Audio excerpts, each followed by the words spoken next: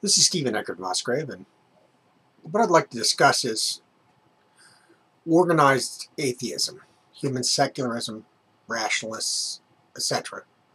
What is the purpose, or what are the purposes of these organizations? I suppose that what I would like is answers from individuals who belong in these organizations. Now, I can see some purpose for being around people of like-minded people who share the same metaphysical or non-metaphysical, as case may be, position. I see another one in that people feel threatened by the religious right and its attempts to break down the separation of church and state. And those are the only, as far as I can see, legitimate purposes of such, or reasons to have such an organization. Educating people about atheism, well, there really isn't too much to that.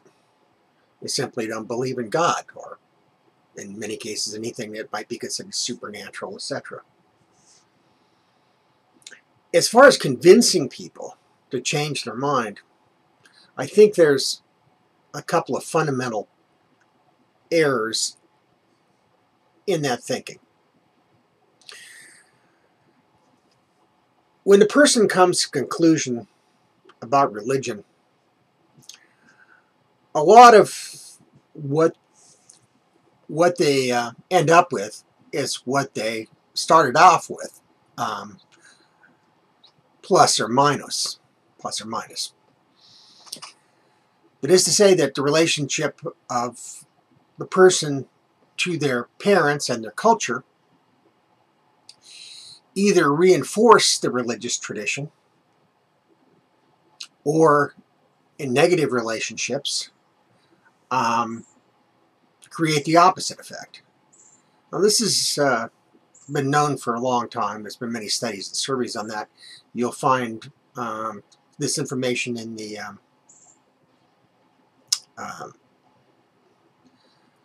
in several books, including the Atheist Companion.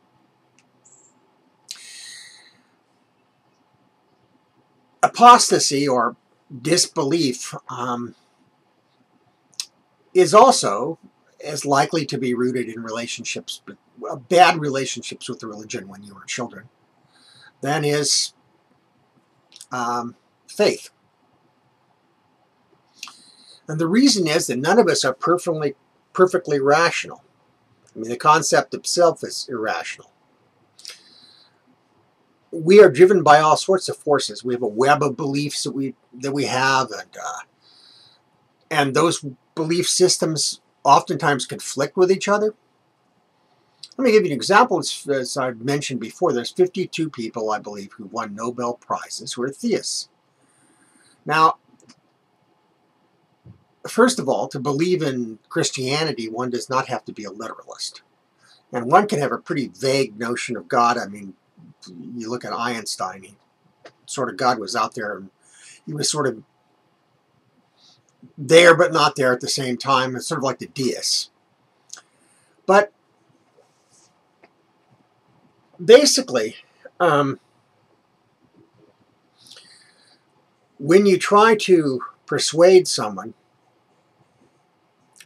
that your argument is best, you're basing it on logic.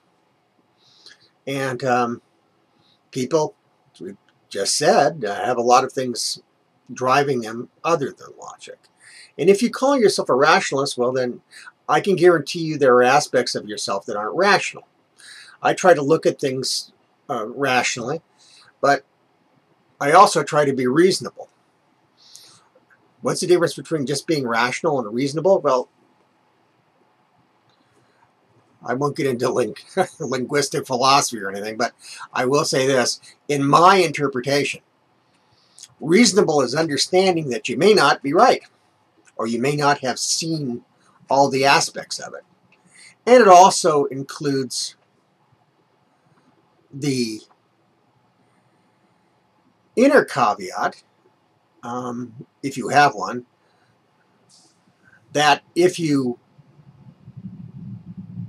annoy people unnecessarily, offend them, there's going to be negative consequences for it.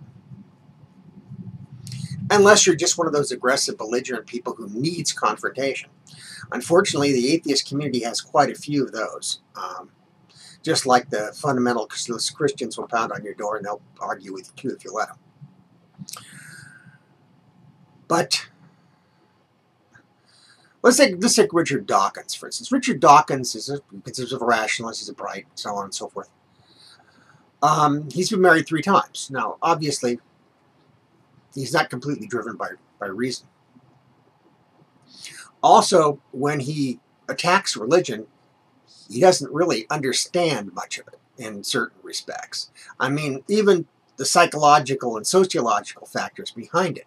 He thinks simply that if he writes books, and well, I guess he makes a lot of money off the books, but if he puts forward his argument that it's going to persuade people to his position, and it just doesn't work that way. As we've discussed before, most, well, I would say a lot. I would say most scholars who have investigated religiosity have found that it's related in a great part to personal security and education. And both of those are related to poverty. So the more affluent and educated a person is, the less likely they are to be religious, or at least have a high level of religiosity. They may say they believe in God, but that about's the extent of it. The traditional kind of, or the traditional agnostic. Now that presents a problem for people who think that they're going to convince people just simply by arguing about the logical merits of their religion. No matter how evidentially absurd, for instance, Christian literalism is, the people's relationship to their religion isn't based, obviously, on logic and reason. So what are you going to do? You're going to ridicule them for that? Well, I guess you can. I mean, I guess if they stand up there and, throw rocks at you, you can throw rocks back. There's no reason why not.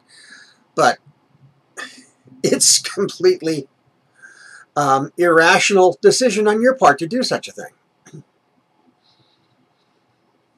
Except in the instances where we talk about politics, or excuse me, religion getting its nose into the secular tent.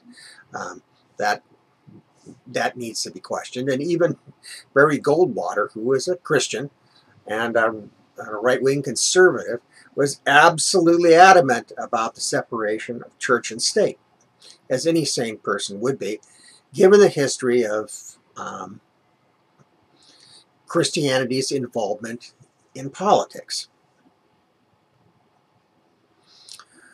So my question is, since we know that poverty and lack of education and feelings of lack of security, and also the relationship to one's parents, both positively and negatively, all these things drive religious choices. What point does it do to simply harangue people about how absurd their worldview is, other than for either some self-gratification or else for some reason of pathology? That is, you feel that you need this activity. You need to be abusive. And I think a high percentage of people Um, and some of these atheist movements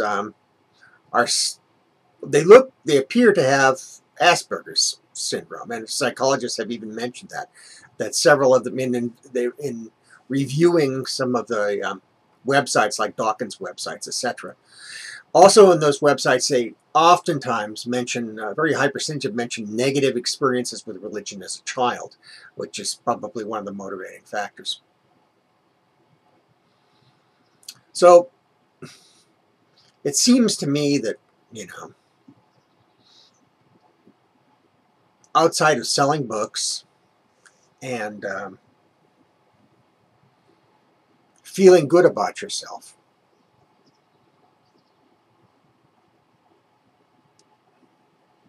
that there isn't much point to this. Explain why I'm wrong, because I'd be happy to listen to it.